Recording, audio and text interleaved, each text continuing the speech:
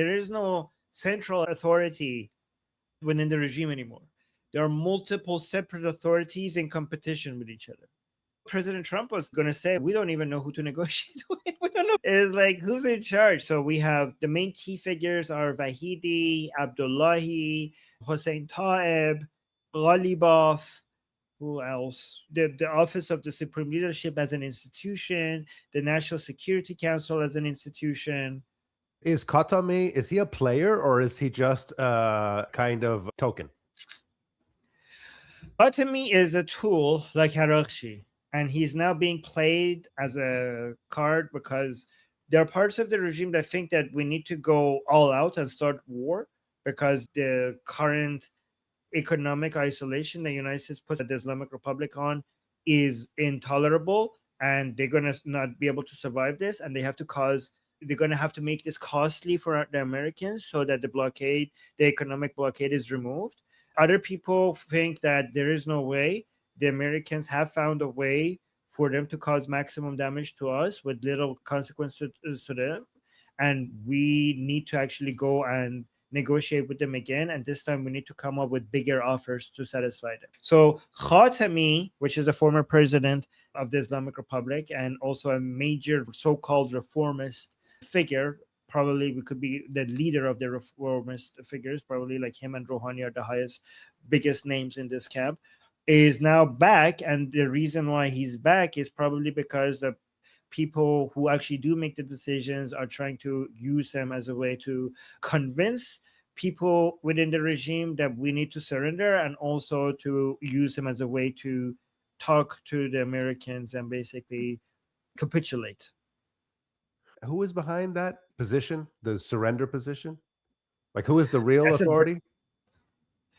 So I would say main decision makers within IRGC, different camps within IRGC, because the power comes from the people who have the money and the guns, but it's more camps within the IRGC rather than specific people. Interesting. This might be a kind of a conflict between the ideological IRGC and the cynical IRGC. By cynical, you mean more pragmatic? Yeah, I would say because the expectation is that if you are IRGC, you are ideological. So that's the expectation. But at the same time, as you said, this is an organization that has a lot of economic agency, a lot of economic control and military power and political power increasingly. So if you're an ambitious person, you might feign ideological commitment in order to have some sort of authority and to have some sort of power. If you're such a person, you're looking at it and you're saying, we can't win. Yeah. Now, how do I preserve my power and my position? Versus the ideologues who are like, look, if we keep fighting and we are decimated, the Mahdi will come. And so everything is going according to plan. I don't think, here's an interesting thing. A lot of people look at the different segments and they say some people are ideological and some people are more pragmatic. I don't see it that way. I think that people who are doing what they're doing purely for ideology are the people who are being mobilized to serve a purpose.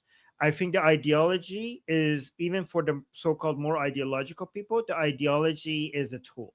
For one side, leaning in more to the ideology is more beneficial for them for power and money and survival. And there's another side that leaning away from it somewhat is more in line with their power and their wealth and their survival ability. Almost most of their behavior on both sides could be explained on what's in their best interest financially, politically, militarily, and based on survival. So I think both sides are being pragmatic. Yeah. So in that sense, the ideology is really a skin suit for two different kind of camps of cynicism. I get my power from the Durkas that are crazy. I'm going to pretend I'm crazy too, but I know this is stupid.